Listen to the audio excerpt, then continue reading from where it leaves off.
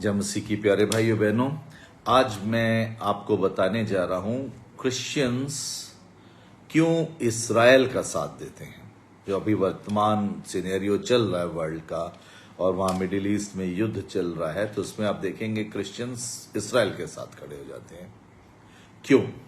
और जबकि प्रभु यीशु मसीह जो हमारे उद्धारकर्ता, हमारे परमेश्वर हैं, प्रभु यीशु मसीह को तो यहूदियों ने ही सलीब पे चढ़ाया था और उस लिहाज से तो हम लोगों को यहूदियों से नफरत करनी चाहिए और इस्राएल के खिलाफ हर एक क्रिश्चियन को खड़ा होना चाहिए।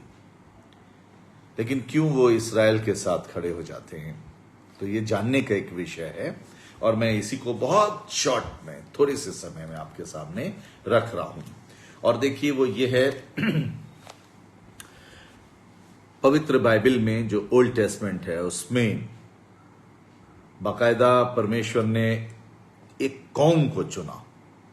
पहले अब्राहम को चुना। अब्राहम से ही परमेश्वर ने वायदा किया कि मैं आपके वंश में आपको इतनी ब्लेसिंग दूंगा कि आपका वंश से पूरा संसार आशीषित होगा।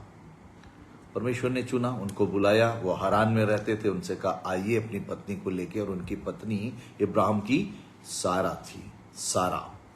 और उनको लेके वो आए और आकर कनान देश में आ गए। कनान देश को ही इस्राएल देश कहते हैं। इस्राएल देश का पुराना नाम कनान देश है। और वो लेकर के आए और इसके बाद वहां पर आने पे वो फिर बहुत अप एंड डाउन, इधर उधर होते हुए ठीक हो रहे। लेकिन वो प्रतिज्ञाबद्ध देश अब्राहम को नहीं मिला।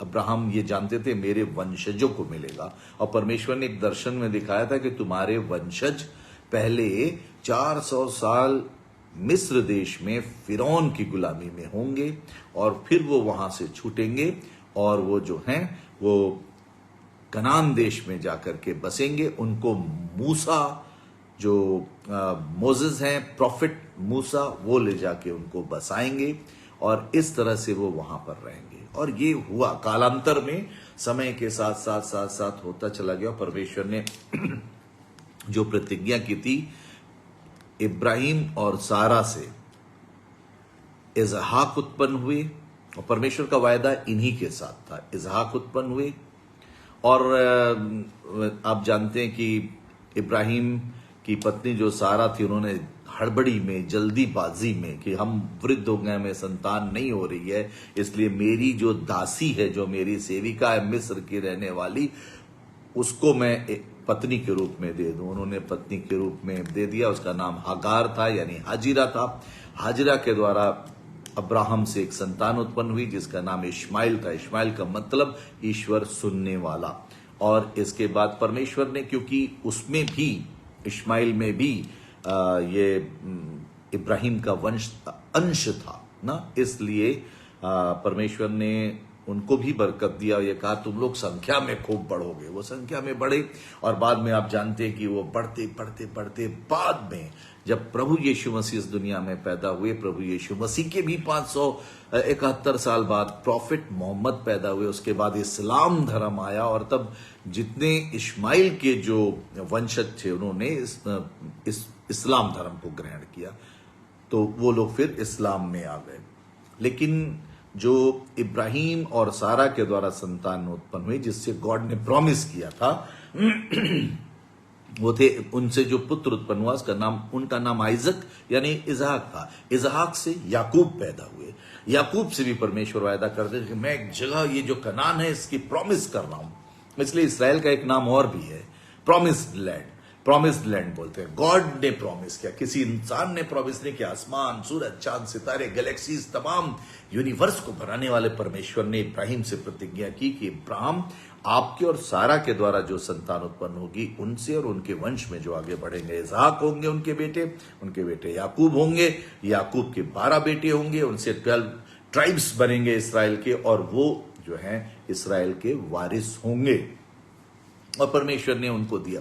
और आप जानते हैं ये कालांतर में ये घटना सत्य हुई पवित्र बाइबल में, तौरेत में, और यहां तक कि मुस्लिम भाई लोगों के पाक कुरान में भी इसका विवरण है कि फिरौन की गुलामी से मूसा ने, जो हजरत मूसा थे, उन्होंने उनको छुड़ाया और सारे इस्राएलियों को लाए। इसको ध्यान में रखिएगा प्यारे भाइयों बहनों, फिलिस्तीनियों को नहीं लाए, इस्राएलियों को छुड़ाया। इस्राएलियों को ले जाके कनान देश यानी वर्तमान इस्राएल वहां बसाया। वहीं पे परमेश्वर ने बसाने की प्रॉमिस की थी, अपनी प्रॉमिस को पूरा किया। गॉड ने अपनी प्रॉमिस को पूरा किया और जो प्रॉमिस पूरी की वो उसीलिए उस जगह को प्रॉमिस्ड लैंड कहते हैं। इसके बाद फिर उनकी और संतानें हुई, बढ़ते गए वो वहीं रहे। उन्होंने यरूशलेम को अपनी राजधानी बनाई। तब वहां ना तो गाजा पट्टी थी, ना तो वहां पर वो वेस्ट बैंक था, ना मुस्लिम धर्म था, ना ही क्रिश्चियन धर्म। क्रिश्चियन धर्म पहले आया, बाद में मुस्लिम धर्म भी नहीं थे। इसराइलियों का वो इसराइल था। यरूशलेम उनकी पूरा का पूरा यरूशलेम उनकी राजधानी था। उन्होंने यरूशलेम में ही जो टेम्पल माउंट है वहां पर उन्होंने अपना मंदिर बनाया। उनका हैकल वहीं था। और मंदिर किसने बनाया था? जब इसराइलियों में बादशाह होने लगे। पहले बादशाह शाऊल हुए, दूसरे बादशाह दाऊद हुए। दाऊद मंदिर बनाना चाहते थे, वो नहीं बना पाए। इसके बाद उनके पुत्र सोलोमन, जिनको सुलेमान कहते हैं, सोलोमन किंग सोलोमन ने वो मंदिर बनाया। इसके बाद कई बार उस पर अटैक हुए, कई बार वो मंदिर टूटा बना और ऐसे कर, लेकिन वो मंदिर वहीं था, रिनोवेट किया गया और अंत में वो मंदिर जो था वहां पर रहा। प्रभु यीशु मसीह के समय भी हेरोदेस बादशाह ने उस मंदिर को रिनोवेट किया था, बनाया था। 46 साल उसको लग गए थे उस मंदिर को बनाने में, हेरोदेस बादशाह। और प्रभु यीशु उसी मंदिर में टहला करते थे, वहीं उन्होंने शिक्षा का काम किया। प्रभु यीशु वहीं अपना प्रचार किया करते थे, आश्चर्यक्रम किया। कितने आश्चर्यक्रम तो यीशु मसीह ने उसी मंदिर में किए। अगर आपको आज इस्राएल जाने का मौका मिले तो वहां आप जाएंगे, लेकिन शायद वहां आप जा ना पाए, क्योंकि वहां पर अब मुस्लिम लोगों का कब्जा है। मुस्लिम लोगों के एक वहां पर डोम ऑफ रॉक है, गोल्डन कलर की गुंबद है, डोम ऑफ रॉक उसको बोलते हैं। और बगल में एक अल अक्सा मस्जिद है, वो भी मुस्लिम लोगों ने उस जगह बना ली जहां इस यहूदियों का या इसराइलियों का टेंपल हुआ करता था, जिसमें प्रभु यीशु मसीह ने भी प्रचार किया था, बहुत सी चंगाइयां की थी। वो जगह वही है। वहां पे जब आप जाएं तो आपका मन ही दूसरे टाइप का हो जाएगा कि यहाँ यीशु चलते थे, प्रभु यीशु यहाँ शिफा देते थे। वहीं पर बगल में जो उसी टेंपल माउंट के एक साइड में आप वेलिंग वॉल यानी वो दीवार देखेंगे, जो कि रेमनेंट बचा है उस मंदिर का, जिसके दीवार को चूके यहूदी आज दुआ मांगते हैं। उनकी तमन्ना थी कि यही हमारा मंदिर था, वो सब ढा दिया गया, एक दिन हमारा मंदिर होगा। आज भी यहूदी ये चाहते हैं उनका मंदिर उसी जगह हो, क्योंकि वो जगह उन्हीं की है, उन्हीं की जगह थी। 100% गॉड ने दिया था उनको। और अब हम आपको क्या बताना चाह रहे हैं, क्रिश्चियंस क्यों खड़े होते हैं? वहीं पर देखिए क्या है, वहीं पर प्रभु यीशु मसीह फिर उन्हीं दाऊद बादशाह के वंश में ही प्रभु यीशु पैदा हुए। प्रभु यीशु ने इसलिए वहां सेवा किया।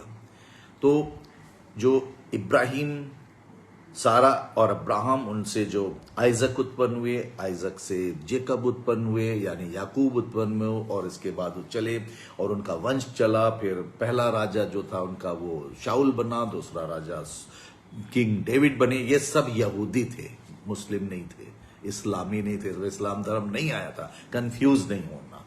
और प्यारे भाइयों बहनों, आप कंफ्यूज मत होइएगा ना। तो ये लोग यहूदी थे। मोसेस कौन थे? मोसेस भी यहूदी थे, यहूदी। उन्होंने छुड़ाया अपने यहूदी भाई बहनों को और ले जाके इसराइल में बसाया, प्रॉमिस्ड लैंड में। वहीं यीशु मसीह जन्मे, उसी दाऊद बादशाह के वंश में यीशु का जन्म हुआ। तो यीशु मसीह का जो ट्री है, फैमिली ट्री जैसे हम बोलें, तो वो उसी के साथ जुड़ा हुआ है और अंत में अब्राहम पे जाके रुकता है। और बाकायदा वो फैमिली ट्री है, वो जो किंग सोलोमन और इसके बाद दाऊद बादशाह और इसके बाद ऐसे करते हुए फिर याकूब और इसके बाद इसहाक, उसके बाद अब्राहम और सारा वहां जाता है। तो वो प्रॉमिस्ड लिनेज है, वो पूरा लाइन ही प्रॉमिस है। परमेश्वर ने उन्हीं को प्रॉमिस किया था वो जगह देने की। हम प्रभु यीशु मसीह को मानते हैं, प्रभु यीशु मसीह के फॉलोअर हैं। यहूदियों ने प्रभु यीशु मसीह को ग्रहण नहीं किया। जीसस वहीं प्रचार किया करते थे, लेकिन बहुत से यहूदियों ने तो ग्रहण किया, प्रभु यीशु मसीह के चेले भी सब यहूदी थे, तो ऐसा नहीं कि यहूदियों ने एकदम नहीं ग्रहण, बहुत से यहूदियों ने प्रभु यीशु मसीह को ग्रहण किया, लेकिन बहुत से यहूदी ऐसे थे जिन्होंने ग्रहण नहीं किया, आज तक ग्रहण नहीं किया, वो रिजेक्ट करते हो कि वो भी मसीह आएगा, मसीहा आएगा, they are waiting for the promised messiah, messiah will come and he will liberate us, वो आज भी यही चीज कहते हैं और वो मसाया का इंतजार कर रहे, मसीहा का इंतजार कर रहे हैं। यीशु आ चुके, लेकिन बहुत से यहूदियों ने ग्रहण किया और प्रभु यीशु मसीह को अभी इसराइलियों ने ग्रहण नहीं किया है। उन्हीं यहूदियों ने प्रभु यीशु मसीह को सलीब पे चढ़ा दिया था अज्ञानतावश, उन्होंने पहचाना नहीं। अगर आप यूहन्ना की इंजील उसका पहला अध्याय आप पढ़ेंगे, पहला बाब और उसकी पूरी वो 12 और 14वीं आयत, वहां लिखा वो अपनों के बीच आया, कौन? परमेश्वर मनुष्य बनकर अपनों के बीच आया, उसके अपनों ने उसे नहीं पहचाना तो उसके साथ बुरा व्यवहार किया, उसको सलीब पे चढ़ा दिया और आज भी नहीं एक्सेप्ट किया। तो लेकिन हम मसीही लोग, अब आप जैसे आप सब मसीही, आप जानते हैं इस बात को, यीशु मसीह का जो फैमिली ट्री है वो ये यहूदियों के साथ जाके जुड़ता है। इसीलिए हर एक मसीही जो है, अधिकतर आप देखेंगे मसीही लोग इस्राएल के साथ हमेशा खड़े हो जाते हैं जबकि हमारे उद्धारकर्ता यीशु को यहूदियों ने ही सलीब पे चढ़ाया था। यीशु मसीह ने क्या हम लोग को सिखाया है? बहुत बड़ी शिक्षा प्यारे भाई बहनों, वो सबसे बड़ी शिक्षा क्या है? प्रभु यीशु मसीह की, यीशु मसीह की शिक्षा है, तू अपने शत्रुओं को क्षमा कर देना, माफ कर देना, माफ करने की शिक्षा दी। तेरे मन में अगर तेरे किसी भी व्यक्ति के प्रति तेरे मन में अगर कोई कटुता है और तू भेंट लेके गया है वेदी पर, तो पहले जाके मेल कर। प्रभु यीशु मसीह ने कभी नहीं कहा किसी की हत्या करना, तो जीसस के फॉलोअर्स को मना किया जीसस ने। असली फॉलोवर वही जीसस का है जो हत्या नहीं करेगा, किसी से नफरत नहीं करेगा, किसी के साथ भी वो मार पीट और ये सब हत्या तो सोच ही नहीं सकता मन में। जीसस का अगर फॉलोवर है, जीसस ने कहा किसी की हत्या ना करना, शत्रुओं के लिए भी प्रेम करो, शत्रुओं के लिए भी प्रार्थना करो। प्रभु यीशु मसीह ने कहा शत्रुओं से प्रेम करो। और जीसस ने सलीब पर, देखिए आपने, जिन्होंने उनको सलीब पे चढ़ाया था उन्हीं के लिए दुआ मांगी, हे पिता ये नहीं जानते कि क्या कर रहे हैं, क्षमा कर, उनके लिए माफी मांगी। प्रभु यीशु मसीह प्रभु यीशु मसीह जैसा आदर्श पूरे दुनिया में कहीं नहीं आपको मिलेगा। शत्रुओं के लिए जो दुआ मांग रहा है, शत्रुओं को क्षमा कर रहा है, शत्रुओं से प्रेम रखने के लिए बोल रहा है। इसीलिए प्रभु यीशु मसीह की आज्ञा के अनुसार मसीही लोग यहूदियों से प्रेम रखते हैं। जीसस ने क्योंकि कहा है, जीसस ने क्योंकि उनको क्षमा किया, जीसस को मसीही लोग फॉलो करते हैं और फैमिली ट्री भी जीसस का इसराइलियों के साथ जुड़ता है, यहूदियों के साथ। इसलिए जो हैं मसीही लोग इसराइल के साथ खड़े हो जाते हैं। लेकिन अब वर्तमान समय में देखिए, क्या कहीं पर भी जहां युद्ध होता है, जहां निर्दोष लोग मारे जाते हैं, निर्दोष लोग, मासूम बच्चे मारे जा रहे हैं, बहुत से लोग अब एकदम अनाथ हो जा रहे हैं, क्या जीसस ये चाहते हैं? जीसस ने हम लोग को नहीं चाहते हैं वो, ये उन्होंने ये नहीं सिखाया है। उन्होंने अपने फॉलोअर्स को, प्रभु यीशु मसीह ने, हम और आप क्या हैं? प्रभु यीशु मसीह के फॉलोअर हैं। प्रभु यीशु मसीह ने क्या बोला? प्रभु यीशु मसीह ने कहा तुम अपने शत्रुओं के लिए भी प्रार्थना करना, उन्हें क्षमा कर देना, उनके लिए दुआ मांगना, उनसे अच्छा व्यवहार करना। प्रभु यीशु मसीह ने ये सिखाया है। तो हम ये फिलिस्तीनियों से घृणा हमको नहीं करनी है। अगर आप मसीही होकर के और आप अगर ये पूरा हिस्ट्री जानते हैं तो आप फिलिस्तीनियों से घृणा नहीं करेंगे, किसी से घृणा नहीं करेंगे। तो फिलिस्तीनी भी मनुष्य हैं, उनसे घृणा नहीं करेंगे, है ना? किसी से घृणा नहीं करनी। अगर हम घृणा कर रहे हैं तो हम ठीक नहीं कर रहे, हम सही मसीही नहीं है। ये बात जान लीजिए, याद रखिए इसको। प्रभु यीशु ने किसी से नफरत करने के लिए नहीं कहा है, बस प्रेम बांटना। तो ऐसे में हर मसीही को फिलिस्तीनियों के लिए भी दुआ करनी है। खाली फिलिस्तीनी ही क्यों बोले, जितने वहां पर हैं। लेकिन जो बहुत, जिनका दिमाग दूसरे टाइप का हो गया, बस मारो मारो, हम अपने आप को ब्लास्ट कर देंगे लेकिन मार देंगे, और ये वो किलिंग के लिए मना किए। किसी किलर का हम साथ नहीं दे सकते। हम अगर कोई किसी की हत्या कर रहा है तो हत्यारे का साथ नहीं देना है। मसीही लोग एकदम डिफरेंट है संसार से। हमको सब मनुष्यों से प्रेम रखना है, सब मनुष्यों के लिए प्रार्थना करना है। यीशु मसीह केवल यहूदियों के लिए नहीं, वो पूरे संसार के लिए आए थे। प्रभु यीशु मसीह जो हैं वो हर एक फिलिस्तीनी, और चाहे वो आतंकवादी, वो जो हैं हमास और क्या क्या आप बोलते हैं, किसी के लिए भी, सबके लिए जीसस आए थे, सबके पापों की क्षमा के लिए प्रभु यीशु मसीह ने सलीब पर प्राण दिया, सबके लिए, सबके उद्धार करता है। बीइंग अ क्रिश्चियन हमें क्या करना है? हमें किसी से नफरत नहीं करनी है, हमें मुस्लिम लोगों से नफरत नहीं करनी है, उनके लिए प्रेयर करनी है।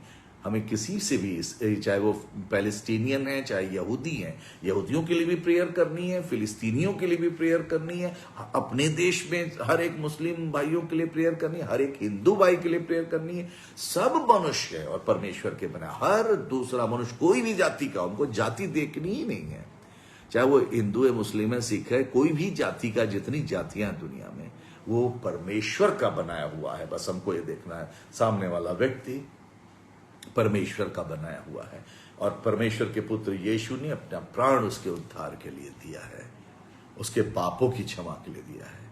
हमको एकदम सीधी अपनी नजर रखनी है, हर मनुष्य के से प्रेम रखना है, किसी से नफरत नहीं करनी है, और हर मनुष्य के लिए प्रार्थना करनी है, अपने वतन के लिए। और खास करके बाइबल एक चीज और सिखाती है, प्रभु वचन में लिखा हुआ है, अपने वतन से हमें प्रेम रखना है बहुत ज्यादा। क्योंकि जब एक सिक्का लेकर के लोग परीक्षा कर रहे थे, बता ये किसका साथ दे रहा है, प्रभु यीशु मसीह ने क्या बोला कि एक सिक्का लाओ, सिक्का लाया गया, तो जो कैसर का है वो कैसर को दो, जो परमेश्वर का है वो परमेश्वर को दो।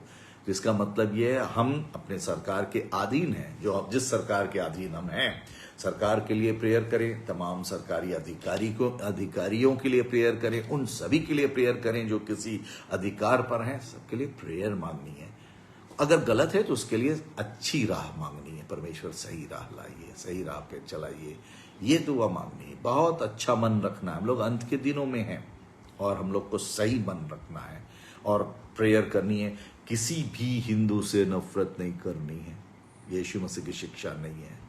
किसी भी मुस्लिम से नफरत नहीं करनी है, कहीं भी कोई देश का किसी से नफरत नहीं करनी है। हम लोग को प्रेयर करना है, किसी की हत्या नहीं करनी है, तब तो हम सही मसीही हो पाएंगे। हमको परमेश्वर के जजमेंट के सामने खड़ा होना है। प्रभु यीशु मसीह हमारे हर काम का लेखा लेंगे और हम लोग को बहुत क्षमा करने वाला, दयालु, मानव सेवा प्रभु यीशु ने सिखाई। उन्होंने तो सेवा में अपना जीवन दे दिया, वैसे ही हमें भी सेवा करने में उस प्रकार का होना है हर मसीही को।